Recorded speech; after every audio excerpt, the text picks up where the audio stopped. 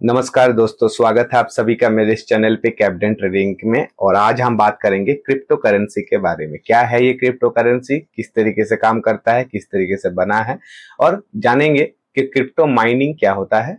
इसके बारे में भी मैं नेक्स्ट वीडियो में बनाऊंगा। आज हम लोग जानेंगे क्रिप्टो करेंसी के बारे में।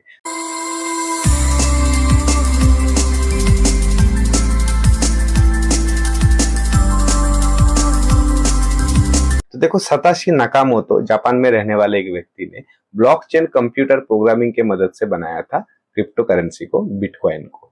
बिटकॉइन पैदा होने वाला दुनिया का सबसे पहला क्रिप्टो करेंसी है। जैसे आरबीआई जितना चाहे पैसा नहीं छाप सकता, रिजर्व बैंक ऑफ इंडिया के पास जितना गोल्ड का रिजर्व है उसके बेसिस पे ही पैसा छपा जा सकता है। बिल्कुल उसी तरह क्रिप्टो करेंसी या किसी भी तरह का करेंसी जितना चाहे उतना क्रिएट या फिर प्रेस नहीं कर सकते। इस वजह से बिटकॉइन का एक टारगेट है 21 मिलियन बिटकॉइन। इससे ज्यादा बिटकॉइन प्रोड्यूस नहीं किया जा सकता। और अभी अगर मैं बात करूं 2022 का, तो तब बिटकॉइन का जो था 18 मिलियन हो गया था। तो कुछ ही मिलियन अभी बचा है, मतलब यही 2-3 मिलियन बचा हुआ है। तो क्रिप्टो करेंसी के बारे में अगर मैं आपको बताऊं तो सबसे पहले अगर आपको क्रिप्टो में ट्रेड करना है वो तो बात की बात है। ब्लॉकचेन क्या होता है पहले ये जानते हैं। देखो, किसी भी जगह पे पैसा अगर आपको ट्रांसफर करना है अपने दोस्तों को, फैमिली को या दुकानदार को, तो आपको अपना बैंक से उसका बैंक में ट्रांसफर करना पड़ता है। मिडिल में होता है आप दोनों का बैंक, जो पहले वेरीफाई करता है उसके बाद ट्रांसफर कंप्लीट करता है। और ये बहुत ज्यादा क्विक होता है, जिस वजह से जो पैसा है वो सेकंड में चला जाता है। पहला आईएमपीएस था, आरटीजीएस, एनईएफटी था, अभी फोन पे, गूगल पे वगैरह है, यूपीआई है, जो आपका बहुत जल्दी पैसा ट्रांसफर करने में मदद करता है। बहुत ज्यादा सुविधा हो चुका है पहले से। लेकिन क्रिप्टो में जो है, क्रिप्टो एक डिसेंट्रलाइज्ड करेंसी है, कंप्यूटर प्रोग्रामिंग करेंसी है। जैसे कि एक डिसेंट्रलाइज्ड करेंसी है, जिस वजह से इसका कोई रेगुलेटर नहीं है। तो क्या ये रिस्क है या फिर इसमें दिक्कत हो सकता है? ऐसा भी नहीं है। ये ब्लॉकचेन के द्वारा तैयार किया गया है।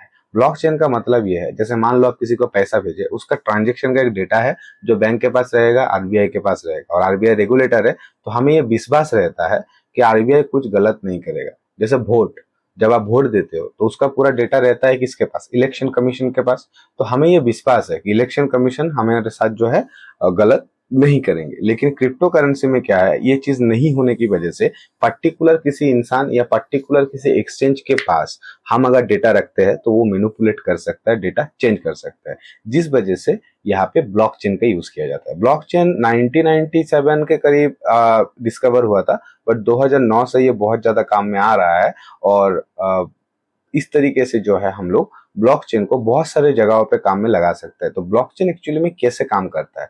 देखो, कोई भी डेटा एक जन के पास अगर रहेगा बिटकॉइन का, तो वो उसको मैनिपुलेट कर सकता है। लेकिन अगर वो डेटा सबके पास हो तो सोचो, बिटकॉइन में इन्वेस्ट करने वाले करोड़ों लोग हैं, उनके पास अगर डेटा हो तो डेटा जिसके पास रहता है उन लोगों को माइनर कहा जाता है।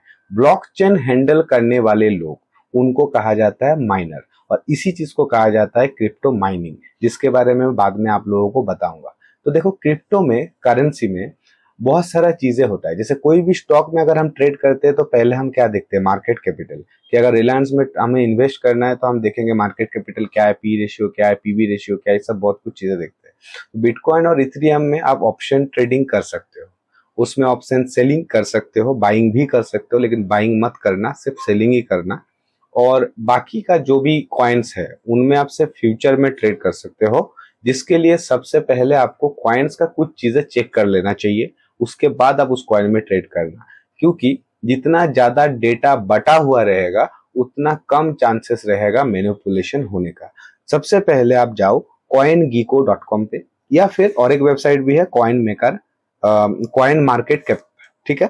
तो ये दोनों जो वेबसाइट है, ये क्या प्रोवाइड करता है? ये प्रोवाइड करता है क्रिप्टो का पूरा फंडामेंटल।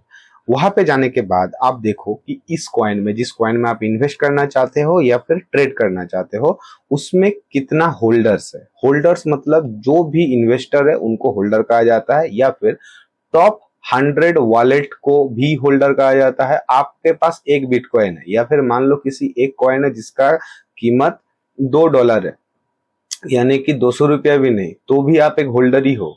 अगर आप रिलायंस का एक शेयर खरीद के रखे हो तो भी आप शेयर होल्डर ही हो, ठीक है ना। तो होल्डर्स वो है जो होल्ड करके रखता है। अब क्रिप्टो करेंसी कोई भी लॉन्च कर सकता है मार्केट में। इसका डिसेंट्रलाइज्ड करेंसी होने की वजह से, कोई रेगुलेटर ना होने की वजह से इसको कोई भी मार्केट में लॉन्च कर सकता है। उसके लिए उसको जैसे एक्सचेंजेस है, MEXC, OKX, बिटस्टैम्प, बाइनेंस, ये सब जो एक्सचेंज है इनके पास जाके कुछ पैसा वगैरह देना होता है। क्रिप्टो करेंसी का जो प्रोग्रामिंग है वो दिखाना पड़ता है, अप्रूवल आता है, पैसा देता है, हो जाता है। जिसके पास बहुत ज्यादा पैसा है वो कर सकता है, या फिर कोई पर्सनल व्यक्ति नॉर्मली करता नहीं है, क्योंकि अभी क्रिप्टो करेंसी का प्राइस बहुत ज्यादा हाई चल रहा है। इस वजह से 2-3 लोग मिलकर तो कर ही सकता है। So the holders of a coin can manipulate the market. इसी वजह से जो है आपको देखना पड़ेगा कि पहला 100 वॉलेट में कितना कितना करके परसेंटेज, कितना कितना करके पैसा जो है रखा हुआ है, ये आप CoinGecko और coinmarketcap.com में आप जाके देख सकते हो। और मैं आपको बता दूं, टोटल मान लो बिटकॉइन अगर 100% दुनिया में चल रहा है, जो भी बिटकॉइन है, मैंने बोला ना 18 मिलियन बिटकॉइन अभी मार्केट में है, तो अगर वो 100% रेशियो हुआ तो उनमें से 20% से कम उस टॉप 100 वॉलेट में होना चाहिए। अगर पहला 100 जन 20% से कम होल्ड कर रहा है तो बाकी का 80% छोटे छोटे हिस्सों में बटा हुआ है। तो इसमें कोई भी डायरेक्टली सेलिंग या बाइंग करके मार्केट को मैनिपुलेट नहीं कर पाएगा। उस कॉइन में इन्वेस्टमेंट करना सही होगा अगर आपका क्रिप्टो में फंडामेंटल उसका तो हो गया, और अगर उसका टेक्निकल सही रहा तो आप इन्वेस्ट कर सकते हो। नॉर्मली क्रिप्टो में ज्यादा फंडामेंटल नहीं होता है, पी रेशियो, पीवी रेशियो ऐसा कुछ नहीं होता है। आपको बस देखना होता है कि कॉइन कैसा है, जिस तरीके से मैंने बताया अभी, और टेक्निकल एनालिसिस करना होता है कि कहाँ पे सपोर्ट है, एंट्री करना है, कहाँ पे रेजिस्टेंस है, एग्जिट करना है। ये चीजें देख के आपको करना पड़ेगा, ठीक है। इसके बाद आता है चेकलिस्ट। मेकर्स का जो वेबसाइट है ये रियलिस्टिक होना चाहिए। जैसे मान लो बिटकॉइन का वेबसाइट है, हर एक कॉइन का वेबसाइट है, इथेरियम उसका भी वेबसाइट है। अब मान लो कोई एक कंपनी या फिर कोई एक व्यक्ति क्रिप्टो कॉइन लॉन्च किया, तो ऑब्वियसली वो उसके लिए काम करेगा, उसका ब्लॉकचेन सही रखेगा, सब कुछ ठीक ठाक रखेगा। अगर नहीं रखा तो फिर उस कंपनी में दिक्कत है, जिस वजह से उस कॉइन में इन्वेस्ट हम नहीं कर सकते। तो करने से पहले अपना जो पैसा है वो लगाने से पहले उस मेकर का जो वेबसाइट है उसको थोड़ा अच्छे से चेक कर लेना चाहिए। इसके बाद देखो व्हाइट पेज क्या होता है।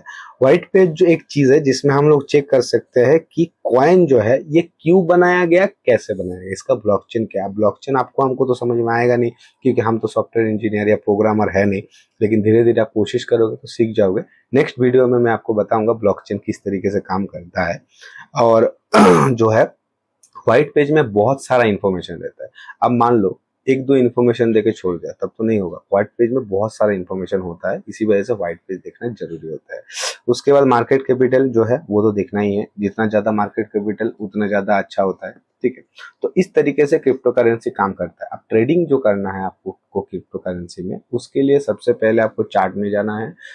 और डेल्टा एक्सचेंज एक ऐप है इंडिया में, मुझे लगता है डेल्टा एक्सचेंज से अच्छा ऐप क्रिप्टो में ट्रेड करने लायक नहीं है।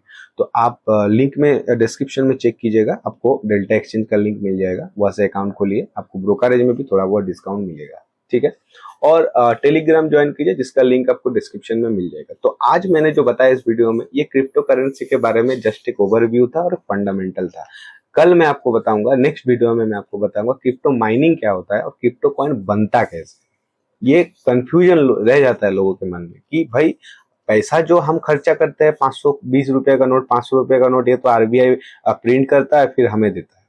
तो क्रिप्टो करेंसी कौन बनाता है? ये तो वर्चुअल करेंसी है, मतलब ये तो आपका हार्ड, मतलब देखा नहीं हमने, फिजिकल तो ये है नहीं, ये पूरा का पूरा प्रोग्रामिंग करेंसी है। तो ये चलता कैसे है? अगर मैं किसी को कुछ देना चाहता हूं तो क्या करूं? तो जैसे मान लो इंडिया से ऑस्ट्रेलिया पैसा भेजना है, तो मिडिल में जो कनेक्टर है वो पैसा रख लेता है। लेकिन बिटकॉइन टू बिटकॉइन ट्रांसफर करोगे, दुनिया में किसी भी जगह पे ट्रांसफर करो, मिडिल में कोई नहीं है, जिस वजह से यहाँ पे पैसा लगता भी नहीं। और इसी चीज को हैंडल करता है जो माइनर्स होते हैं, वो माइनिंग आप भी कर सकते हो। कुछ कुछ मैंने अभी तक वेरीफाई नहीं किया है, लेकिन लोगों का कहना है कि इंडिया में क्रिप्टो करेंसी का माइनिंग करना इलीगल है, ठीक है। लेकिन कौन देखने जाएगा कि कहाँ पे माइनिंग हो रहा है, लेकिन इसमें इलेक्ट्रिसिटी बहुत ज्यादा जाता है। तो चलिए मिलते हैं नेक्स्ट वीडियो में। कैसा लगा वीडियो कमेंट करके बताइए, और लाइक कीजिएगा वीडियो को, सब्सक्राइब कीजिए प्लीज चैनल को, इंस्टाग्राम और टेलीग्राम में ज्वाइन कीजिए, मुझे फॉलो कीजिएगा। और कोई भी क्वेश्चन हो तो कमेंट करके जरूर बताइए, मैं उस चीज की वीडियो बनाने का जरूर कोशिश करूंगा। और मेरा ब्लॉग चैनल आ गया है नया, आप लिंक आपको मिल जाएगा इंस्टाग्राम में या फिर यूट्यूब में, आप चेक कीजिएगा और प्लीज उसको भी सब्सक्राइब कर दीजिएगा। थैंक यू दोस्तों, थैंक्स फॉर द वॉचिंग।